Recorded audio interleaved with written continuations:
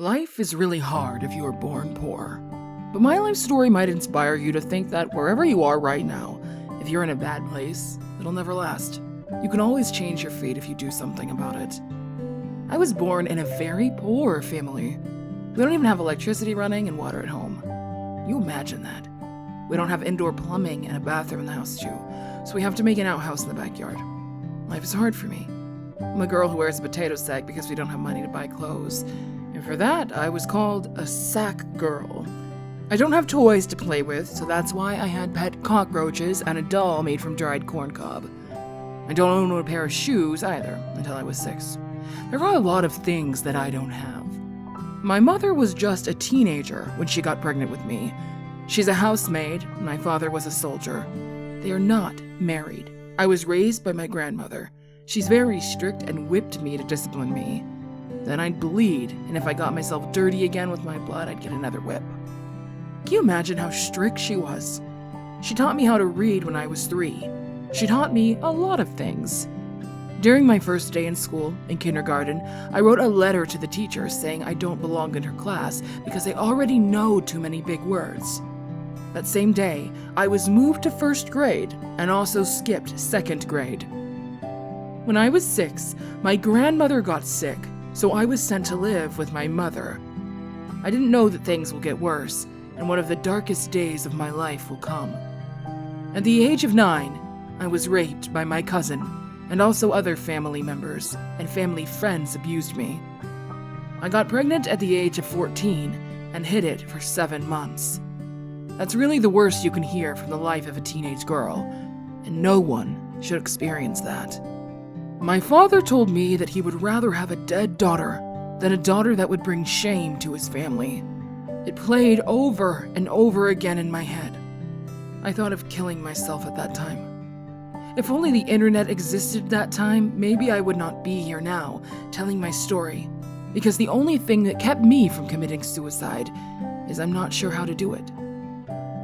I can remember being taken to a detention home and thought of myself that maybe I'm a bad girl because I'm being put in that kind of place.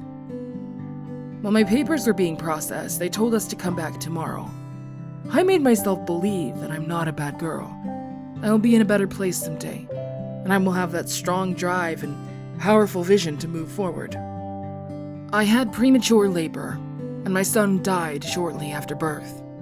After my son died, I approached my life with a renewed focus. I wanted to change my life. When I was in high school, I started to work on a national radio station, and I earned a full scholarship at the university where I studied communications.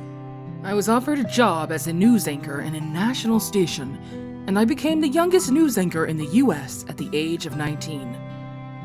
That was just the start of my journey, and I was about to face more struggles in my life with my career and love life. At the age of 22, I had a job at a local station, and my co-anchor didn't like me. The producer said I was too emotional in my reporting, and I'm not fit for the job. That's why I was fired 7 months after accepting that job. But that didn't stop me. And every time I feel like I'm being discriminated or put down, I would tell myself that it won't be long. It gave me the drive to do better. I had relationships that I will never forget. Young love and fun romance. But I also had abusive relationships that led me to my emotional turmoil. I had a relationship with a married man, and I know he would not pursue me because he didn't want to leave his wife. I thought I was worthless, and I'm nothing without him. The more he rejected me, the more I wanted him. I would beg on my knees for him not to leave me. I felt powerless and depleted. So depressed at that time I would like to commit suicide, and even wrote a suicide note to my best friend. I gained so much weight, and the reason I had an abusive relationship is because I needed so much approval from others, and I wanted everyone to like me because I didn't like myself. I even smoked crack because I had a relationship with a man who was involved with drugs. I am not addicted to drugs, but I was addicted to the guy. I had bad relationships, and now I've been with someone for 30 years. I don't have kids yet because I think it requires a lot of time and energy.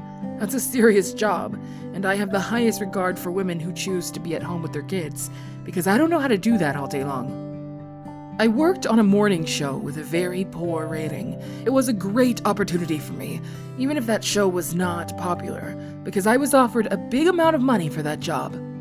After 10 months, I transformed that show, and it became the highest rating talk show in Chicago. My vulnerability was my greatest power, though I was being criticized by this in my previous job. My show became a national show, and it became #1 in the US. That made me a millionaire at the age of 32. My life's lesson is no matter where you are right now, even if you are in the worst place, always remember that it won't be long and you won't stay that way forever. Choose those criticisms and doubts of other people as your fuel to get you focused and push you forward to your path of success. All the struggles in your life will give you lessons that will bring you to your path of greatness. The great courageous act that we must do is to have the courage to step out of our history and past so that we can live our dreams. I was named the first female African-American self-made millionaire. Also the first Black woman billionaire to be put on the list of Forbes magazine. I think you're having a clue now. I'm Oprah Winfrey. I will leave something that will carry you if you let them. First, you have to know who you are. Being able to answer this question, who am I and what do I want? The answer to that question for me is I want to fulfill the highest and purest expression of myself as a human being. You must have a vision for your life, even if you don't know the plan. You have to have the direction. Take it from me, from that little girl who wears a potato sack, and now a strong woman who found her path toward greatness. Everything is not easy, but if you believe that you can do it, it is always possible.